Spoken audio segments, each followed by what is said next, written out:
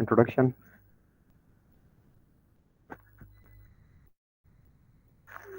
Hello, everyone. Is it my screen is clear to everyone? Yes, sir, you're audible. Okay, as Mr. Shah introduced, I am Dr. Nisar Ali Shah, working in GIS and Space Application Lab in Geosciences, National Center of Excellence in Geology, University of Peshawar. So I'm working at newly established lab known as GSEG lab. This lab, the aim of this lab is to use the geospatial tools like GIS and remote sensing in the field of geosciences.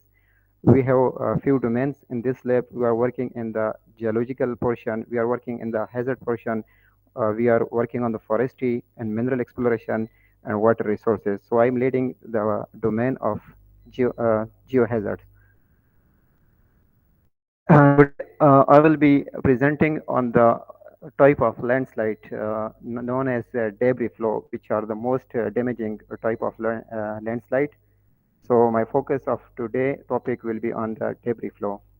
The outline of my presentation is the background of debris flow, problem of statement of this research, study area, objective of the research, analysis and result, and further conclusion and recommendation for the further researchers. Debris flow. Debris flow are the fast moving mass movement composed of water charge elastic sediment down the slope introduced by Hangar et al. And Jimli et al. Causes, most of you will be familiar by the cause of landslide and debris flow, as these are caused due to the rock topography, meteorological conditions, hydrology, weather conditions, slopes, steep slopes, sediment source, and intensity of spatially. One of the most damaging causative factor of the debris flow is intensity of the rainfall. Rapid snow melting, mostly the climatic condition, as Pakistan is probably ranked as 7 with respect to the climate change. So North Pakistan is especially affected by climate change and causing damaging landslide and debris flow in the region. These are the, just for your introduction, the impacts of landslide, the communities which are affected due to the landslide and debris flow. Some of these are the field pictures you can see, and most are not of the field, but these are from the two pictures are from the northern area where road, houses, and poles, these are damaged by landslide and debris flow. And with the time, the impacts of landslide is increasing, as I already mentioned, by rainfall and climatic conditions. To mitigate the impact of landslide and debris flow, a detailed landslide hazard vulnerability and risk map at regional and local scale are very essential for the local communities. Now I will shift to my study area. The study area is from the North Pakistan, Ghizer district of Gilgit-Baltistan. This is elevation of the study area is 1632 to 6263 high elevated area.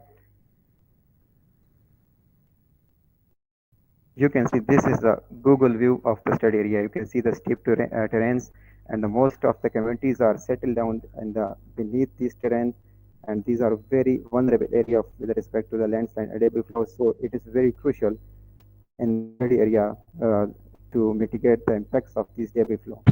Screen sir show नहीं हो रही है.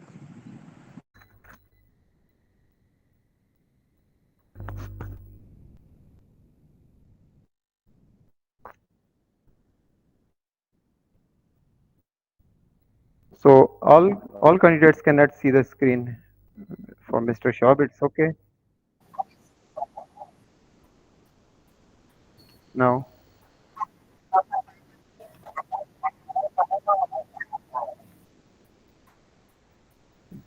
Do anyone else have any problem with the screen share? No, it's clear. Okay.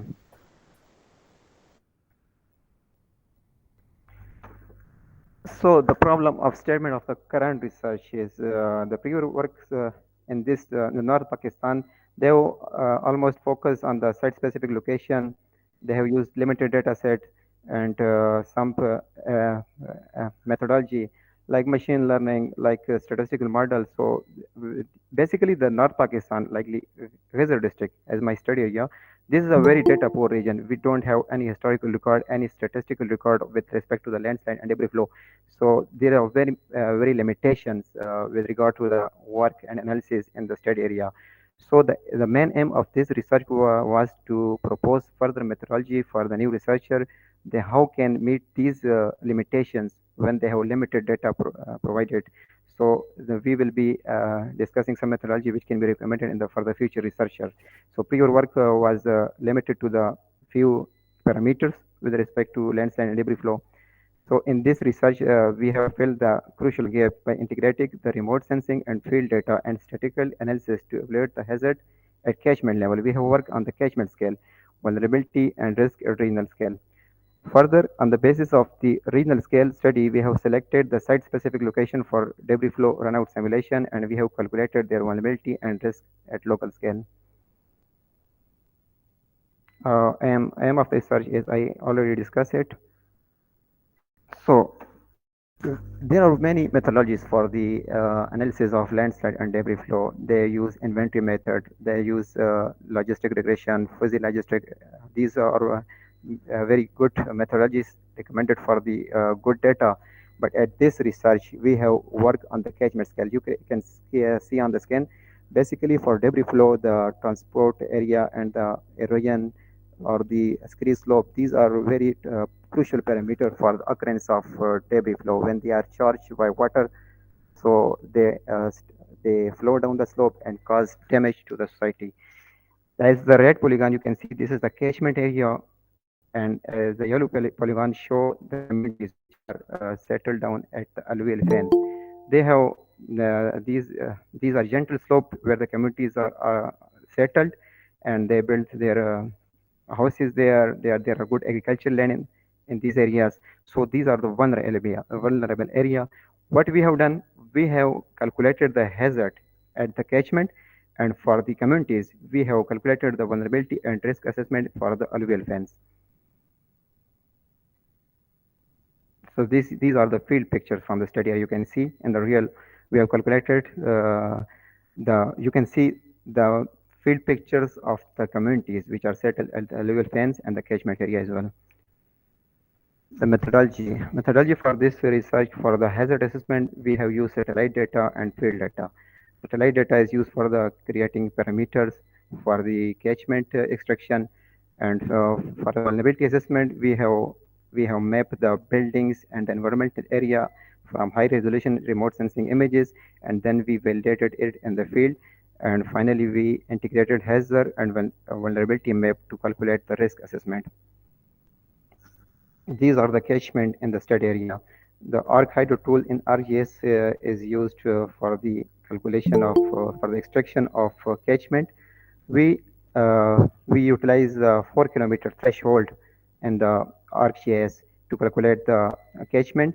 As due to the data limitations, these catchment are not properly extracted, so we manually settle it by manual addition by using ArcGIS based map for precise analysis. For some time, if there is data or the resolution is not very good, then these catchment are not properly extracted. They cannot cover the actual catchment of catchment area of the basins. So we manually digitize in the field and the ArcGIS. Parameters utilized for this study is Melton ratio, relief ratio, slope angle, and stream power index, TWI, total wetness index. Also, I think I cannot place the rainfall and sediment transport index. Actually, rainfall is extracted is generated from the Google Earth engine using Python. So maybe further we can see this map, and if it is missing, I'm sorry for that, because the rainfall is one of the most important parameter for the debris flow. What we have done, we have utilized the analytical hierarchy process. This, as most of you people will be familiar with the AHP method.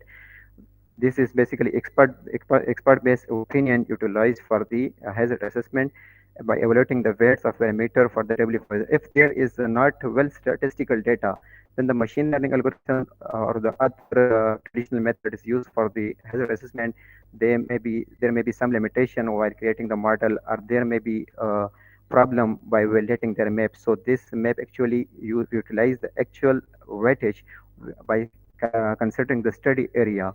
So which we have visited the field. We have also worked previously in this area. We have developed regional scale landslide hazard and vulnerability map. So we best know the conditions which are actually causing this debris flow. So we precisely assign the weights to each and every parameters, like rainfall, like American ratios, total weight index, to calculate the hazard map of the area. And after calculating the hazard we have verified in the field, you can see the picture A. This is basically the Booper area, and the event, you can see this event was occurred in 2022, which where there was almost 8 casualties in the study area, and most of the village were destroyed by this huge debris flow. And you can see in the result of our analysis, this is a very high hazardous catchment. Also, the other picture, this is from, I think this is from the Sumal area. This is also very high hazard catchment. And recently there also occurred a debris flow, which was the data of vulnerability and risk calculating for the vulnerability and risk. We also verified it in the field that in this area, almost five fatalities were occurred due to the debris flow. Hazard analysis shows out of the 73 catchment, 20 catchment were very high hazardous. 19 was this map was actually categorized in RGS using natural jerk methods. So 20 catchment were very high hazardous, 19 were high, 19 were also 19 was moderate, and 9 were low hazardous catchment, and other catchment were very low. For vulnerability assessment, we map each and every building in the alluvial fence and assign parameter, or we consider the building material, we consider the building conditions, age of the building, and some different typology parameter for calculating the vulnerability of the map at the catchment at the deposition. You can see the catchment there. Hazard actually lies in the catchment area, because catchment is actually the transition zone where all the parameters essential for the debris flow are available, and at the alluvial fence the communities are settled down. So in the catchment scale the hazard is 0, but at the deposition areas you can see these are some zoom in, because this is very regional scale area. So all the map, all the houses, and all the area, all the legal fence were not possible to show in large scale. So you can see the zoom in view of the few depositional zones. This is the risk map of the study area. Out of overall population, there is 1,119,976 people in the area. So you can see the percentage of the people which are living in the high vulnerable zone and the low vulnerable zone. And this is how the buildings were mapped. Actually, we use the RGS-based map for the mapping each and every building. Then the typological data were collected in the field. We carried out our team, and a questionnaire was carried out for noticing the building material, for noticing the age of the building, how many people are living in the building, what is the physical condition of the building, what is the education level or income level of the people. So it was a very huge work. So I think it is not possible to show all the parameters and all the work and analysis, and because due to the time limitation, I am showing just a simple and shortcut map of the one of this work. So you can see the IDs were assigned to each and every building. So further in the Excel sheet, each and every data was transported in the lab, and we carried out the analysis on these buildings, and also the environmental data was collected, also the forest and what is the water level, each and everything we carried out. Basically it was divided into the 3 parameters: environmental parameters and infrastructure, and third one was the social indicator. And finally, we combined and integrated vulnerability map was find out for the area. So these, based on this hazard map, as I already mentioned, that 20 of the very high hazard catchment occurred in the state area. Based on these analysis, we further selected the local scale site-specific debris flow hazard assessment. We selected the Halti village. I think probably this is the Halti lake. So for the site-specific debris flow hazard assessment, this area was selected based on as our previous analysis. So what we did in the local scale, we selected this area. It is a very you can see the field picture of this area. It is also provide very high potential for the debris flow occurrence.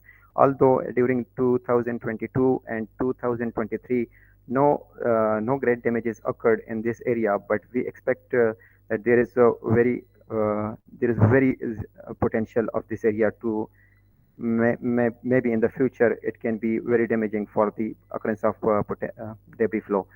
So that's why we try to carry out analysis, and we try to carry some mitigations for this area. So work is already done, and now we will provide we will suggest some early warning system for the area. For this, we utilize high resolution DEM by utilizing a drone and runout simulation model for the study area. You can see the catchment, and in zoom in view, this is the drone mosaic imagery of the study area.